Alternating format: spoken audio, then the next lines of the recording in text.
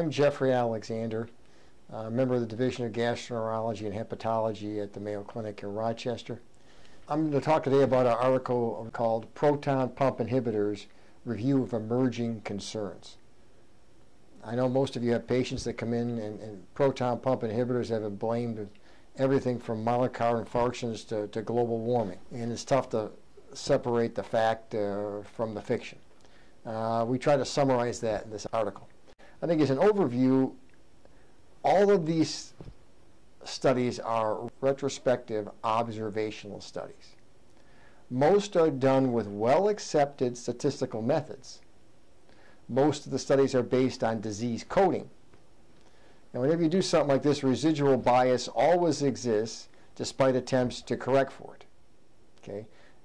The PPI is not applied to equal groups. So this is randomly looking back at people retrospectively.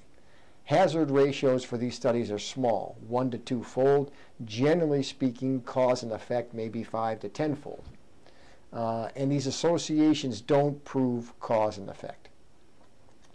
We talk about multiple different associations in this article. I just want to focus on maybe bone fractures to kind of whet your appetite a little bit, to kind of summarize how this all kind of fits together. Well, we have multiple meta-analyses and multiple studies showing a significant increased risk of bone fractures associated with PPI medications, maybe 1.2 to 1.6-fold.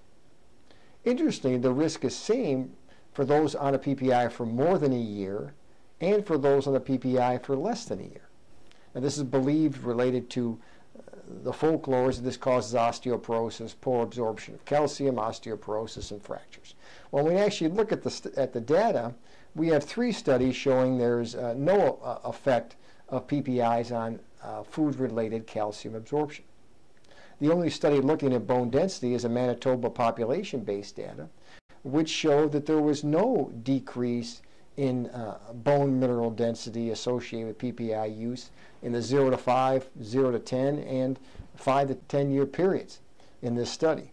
There was a greater risk of fractures in this group, but of note, the bone mineral density was lower in the PPI users prior to starting the medications. PPI users also had a greater risk of falls, were older age, female sex, rheumatoid arthritis, heavy alcohol users, steroid users, and multiple other risk factors for fall and fracture. So when we actually take that apart, there is an association. Now, whether it's cause and effect is really unclear.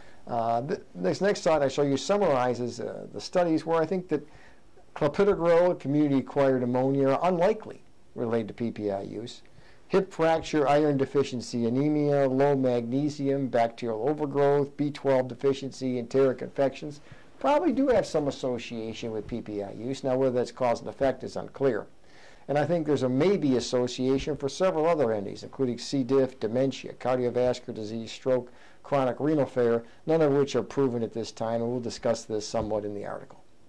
I say, what should you do in 2016? 1, use the lowest dose of acid suppression required to treat the condition. If patients need a PPI, take a PPI. Stop the PPI when it's not needed. Currently, there are no societal recommendations for laboratory testing. However, I would say in my practice, I would suggest a creatinine yearly, B12 every 5 years, CBC every 2 years, and a magnesium level in symptomatic patients with cardiac arrhythmia, fatigue, or renal failure.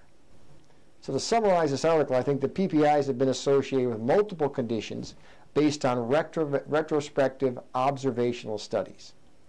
Cause and effect can only be evaluated in prospective controlled trials. Caution needs to be taken at this time to not overinterpret these studies, and similarly, not to dismiss these epidemiologic associations. Thank you. We hope you found this presentation from the content of Mayo Clinic Proceedings valuable. Our journal's mission is to promote the best interests of patients by advancing the knowledge and professionalism of the physician community. If you are interested in more information about us, our homepage is www.mayoclinicproceedings.org. There you will find access information for our social media content, such as additional videos on our YouTube channel or journal updates on Facebook. You can also follow us on Twitter. More information about healthcare at Mayo Clinic is available at www.mayoclinic.org. This video content is copyrighted by Mayo Foundation for Medical Education and Research.